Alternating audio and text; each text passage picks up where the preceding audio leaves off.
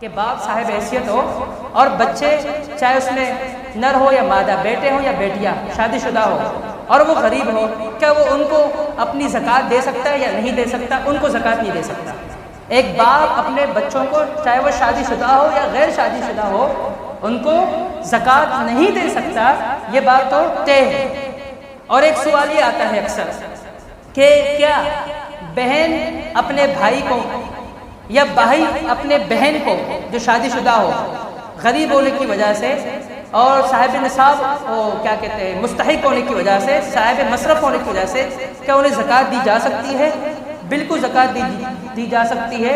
بھائی اپنی بہن کو زکوٰۃ دے سکتا ہے، بہن اپنے بھائی کو زکوٰۃ دے سکتی ہے اس صورت میں جب 8 مصارف میں سے کوئی ایک مصرف ہو۔ جب 8 مصارف میں سے کوئی ایک مصرف نہیں ہو تو ان کو زکوٰۃ دینا جائز نہیں ہے۔ اور اسی طرح ایک سوال یہ آتا ہے اکثر، کیا بیوی شوہر کو زکوٰۃ دے سکتی ہے؟ بالکل دے سکتی ہے۔ صحیح بخاری کے اندر حدیث موجود ہے، حضرت عبداللہ بن مسعود رضی اللہ عنہ کی بیوی زینب رضی اللہ عنہا آئی پیغمبر کے پاس، دروازے پہ دستک ہوئی تو حضرت بلال رضی اللہ عنہ غالباً موجود تھے، تو انہوں نے کہا یا رسول اللہ زینب ہے۔ اللہ کے نبی فرمایا ایو زینب، زینب تو بہت ساری ہے، کون سی زینب مراد ہے؟ کہا امراۃ عبداللہ بن مسعود، عبداللہ بن مسعود کی بیوی مراد ہے۔ کہا ان کو آنے تو کیا مسئلہ ہے، ان کا کیا پوچھنا چاہتی ہے؟